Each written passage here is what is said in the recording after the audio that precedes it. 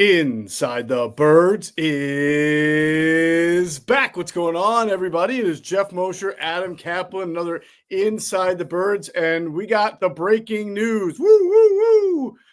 The season opener. I know, I see. It's sort of breaking. Not at this point anymore. Everybody knows the season opener has been quote-unquote leaked or announced. That came out on NBC's Today Show. The season opener for the 2025 season. Of course, it's going to feature the Philadelphia Eagles because they're the defending Super Bowl champions, and that's how it works. Yep. But their opponent, Adam, will be very much a surprise to me. It is going to be the NFC East rival, Dallas Cowboys, and that game is going to be, of course, at the Link. It'll be on September 4th, 8:20 p.m. to kick off the 2025 season. Interesting fact, Adam, the Eagles and Cowboys have not played in week one. It's going to be 25 years, going back to the 2000 season, the infamous pickle juice game that the Eagles won 41-14. So your thoughts on this? Yeah, it's funny. The pickle juice worked till it didn't work. It's funny. Then no one ever talked about it again when the Eagles started losing with the pickle juice. But right. Yeah, so this is interesting. If you would have asked me who I thought it would be, I thought it would have been Washington. It made a total sense. We know it's funny. This is year 8 of you and I doing the show together, and I've lamented when they've played against Washington in the opening game because we know how bad Washington was over the years. I'm like, man, please don't be Washington. Please don't be Washington, and then be Washington. I'm like, oh boy, who cares? Then you have now we have it's taken Washington 25 years or so to become relevant. Now they're really relevant. Although the Eagles boat raced them in the playoffs, they're still a team that's up and coming. They could be elite. Who knows? Mm-hmm. But everybody was looking forward to seeing what Washington looks like this season. So they go with the Cowboys. Now, I get it. Growing up here, Cowboys-Eagles are number one rivalry. Then you got Sixers-Celtics. Although Sixers-Celtics, to be honest with you, was right up there until the Sixers taking a nosedive. Maybe Phillies-Mets to a certain degree. And then, I don't know, Flyers-Rangers. Or Flyers Capitals, whatever you want to say. But this thing is massive. This has a chance. We'll see what the ratings look like. It will certainly be one, if not the highest rated Thursday night show in NFL history in terms of game. It will be because it's, as the league has told me from being on these media calls over the years, the Cowboys, everybody knows the Cowboys are. They're the number one draw in the National Football League. As you outlined, they could suck. They're still going to get ratings. But the Eagles are what we call a national team. They're a top 5 team in terms of national prominence, social engagement. You look at a lot of metrics that the NFL looks at, and they hit a lot of them. They're a national team. I've been on these calls. Like I know the way that they think, and it would make sense from that standpoint. But if you want to take a look, and I know the NFL also looks at this, they sort of project how both teams will be. They don't have a choice in the Eagles because they have the Super Bowl winner has to open up on Thursday. But you could look at it and also say, well, wait a minute, doesn't Washington, at least on paper, look to be better than Dallas? But this is because of the Cowboys draw. I understand that part of it. All right. So I agree with you. It's a total market thing, huge market Dallas, huge market Philly. It's going to be, you're right, because every year the NFL puts out their top ratings games of that year, right? And usually the Cowboys, the Giants, the Eagles, and even Washington, not as much Washington lately, but now that they're better, but they're usually they are usually in some kind of order. Those rivalry games are the top watch games of the year, and they usually set the record. Now that they're streaming, now that there's alternative ways to watch games, they usually set the ratings record year after year after year. So this will have an opportunity to, once again, as you just mentioned, set the ratings record until it's broken by the next game that involves 2 NFC East teams. However, as I wrote in the PhillyVoice.com column that I wrote, where I took a shot at the league for doing this and sort of took a shot at the Cowboys for not being worthy of this turn in the spotlight, because what I've liked about this season opening game, ever since they've kind of changed the format, I can't even remember how many years it goes back now, but they have the Super Bowl champion, defending Super Bowl champion, and then a team that is somewhat in the conversation or landscape for being a title contender.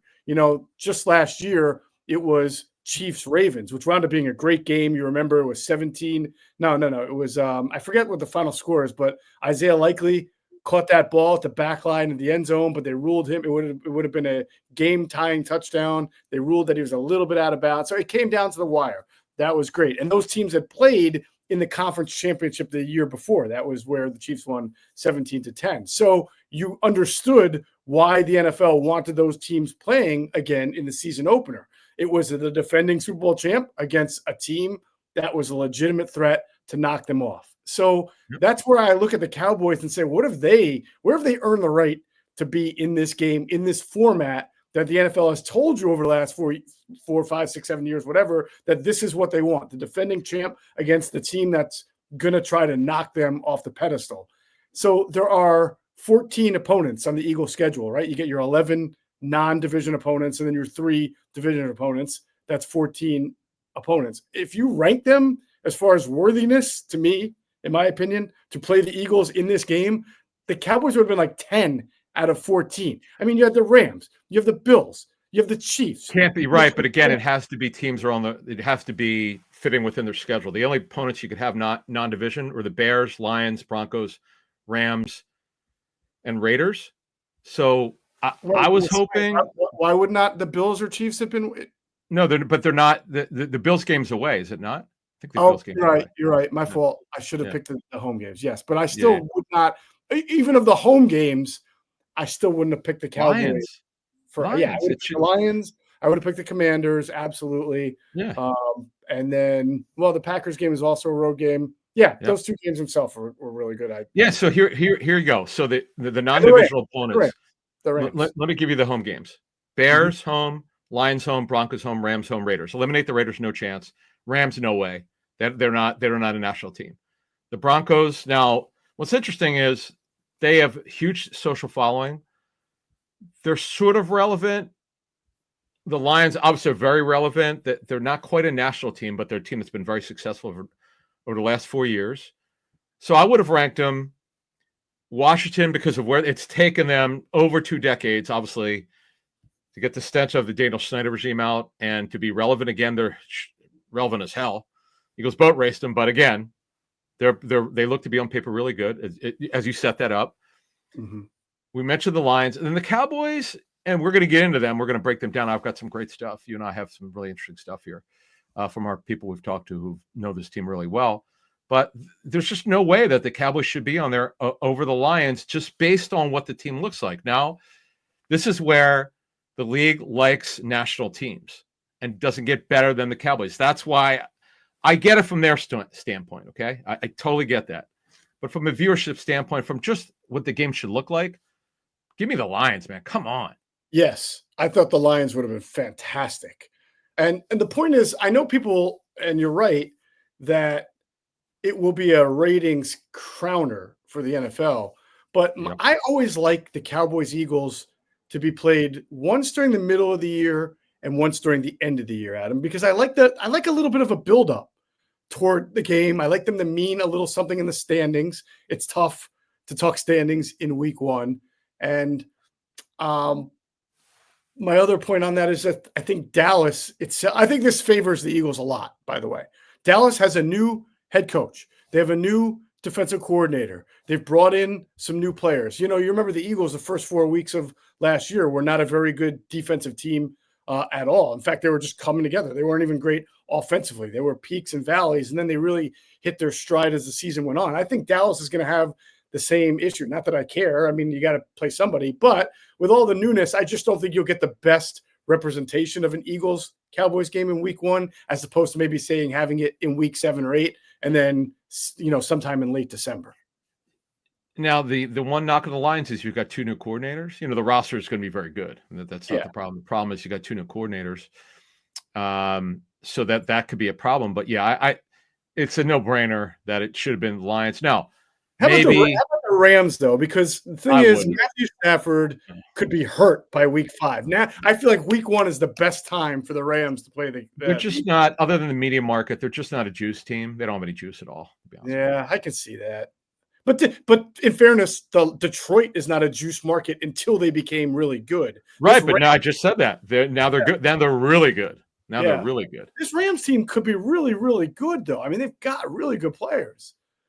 Yeah, look, they pushed the Eagles. They pushed the Eagles to the limit. But it again, to move this along here, because I want to go into our Dallas intel.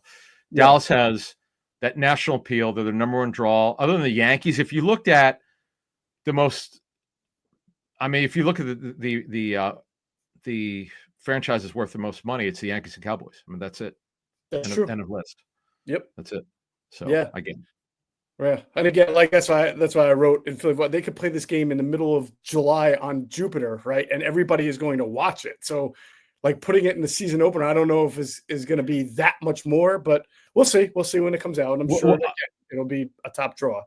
And I would hope that the away game is because the Cowboys could be good. Who knows?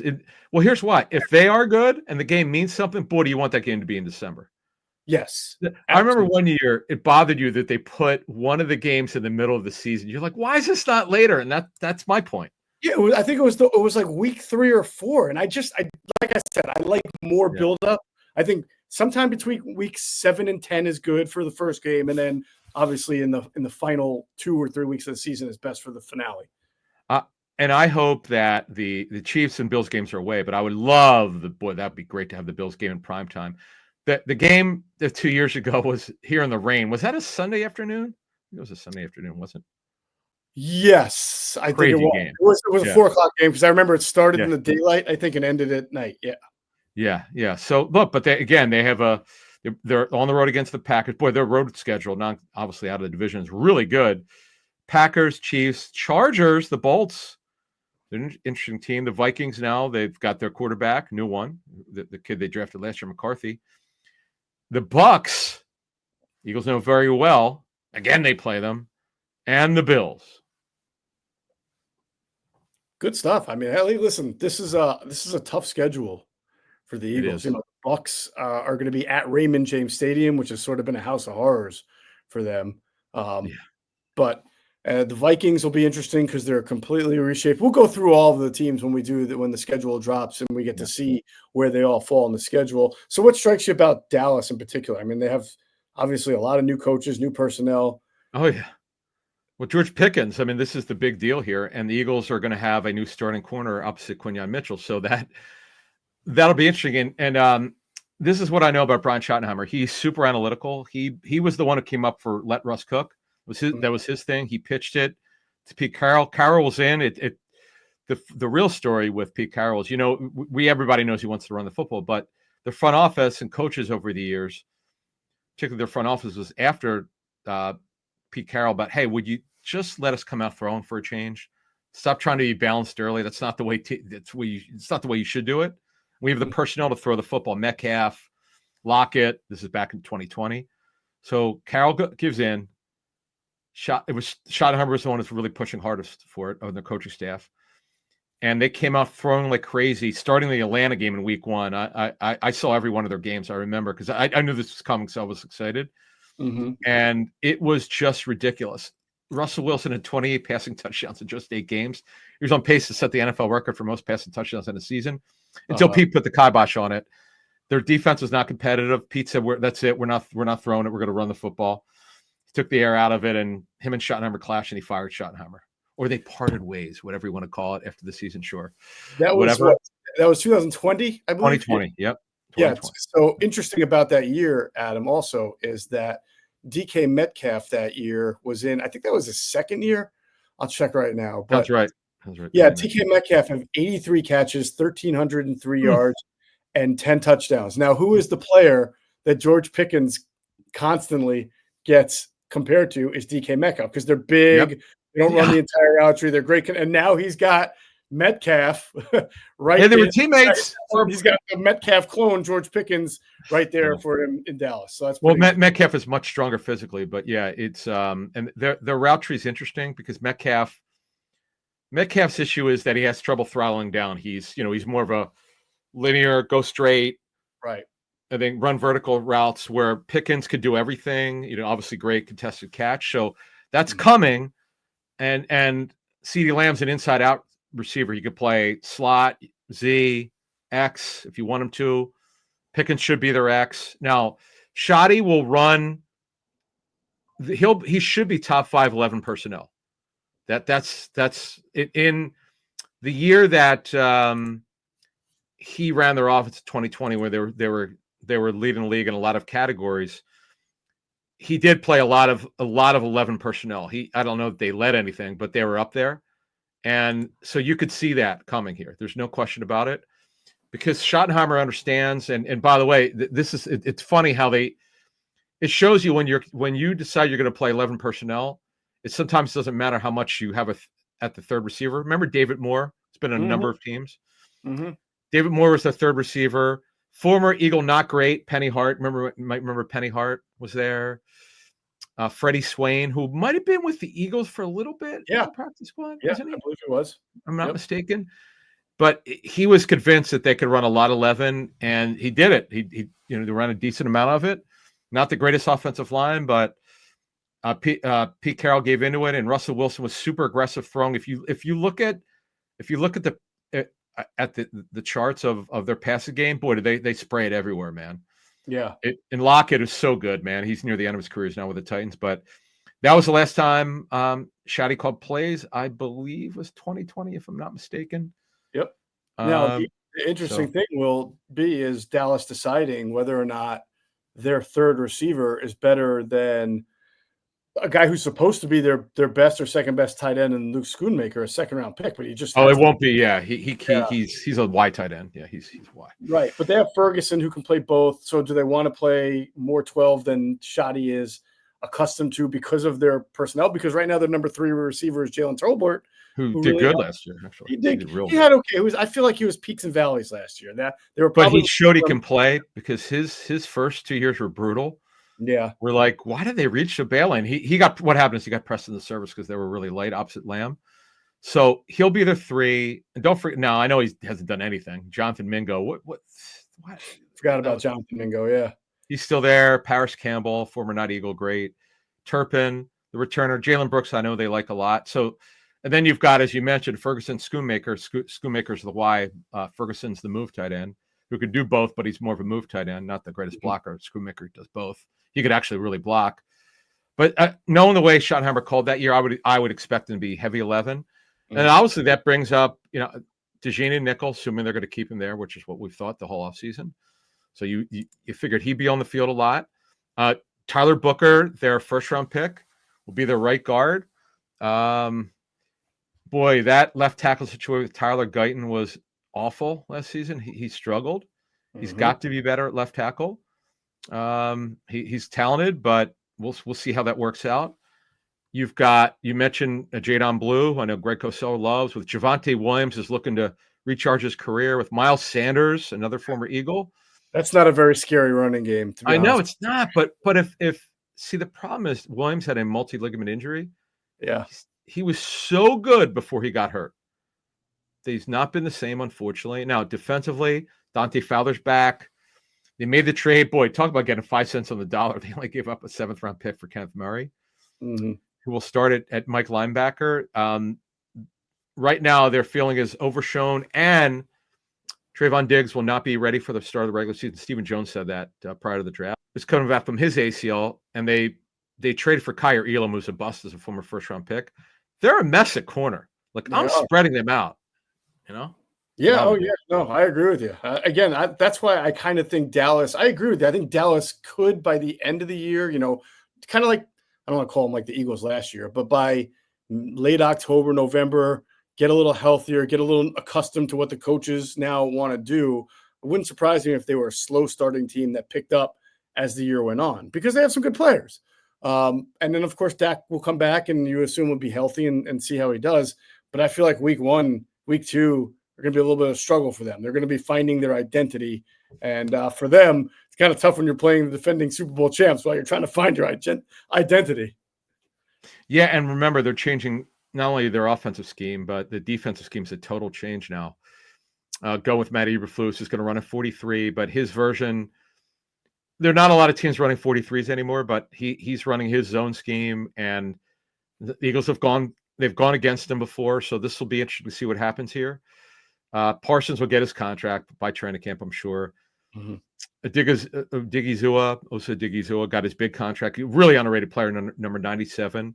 Again, they're shaky at corner. They feel like they're pretty good at safety. And Azir Aku, the second rounder at Boston College, we know the Eagles liked a lot. Nealon comes back from his knee injury. Fowler Jr., we mentioned. Parsons. Though Sam Williams is very underrated when he's available. Good player. Mozzie Smith has not worked out to this point. Yeah. But they've got, as you said, they've got a lot of talent. He's their number former first round bust, Peyton Turner, who never made it with the Saints. Oh, I remember at Always Houston. hurt. Yeah. Super long. Yeah. So listen, they got guys can rush the passer. They just haven't. I wrote in my Philly Voice story. They haven't been able to stop the run since the Bush administration. No, they haven't. So I don't know that that's going to change at all. So and that's coming. That's coming against it. Yeah, you sure as hell know that. Yep. Absolutely. All right, so that kind of recaps the Eagles versus Cowboys. Obviously, the schedule will come out Wednesday. We'll have more Thursday morning. And then we'll have part 2 of our 2-part series looking at remaining roster holes. That will come out on Wednesday morning, part 2, where we look at the defense, which underwent major transformation compared to the offense.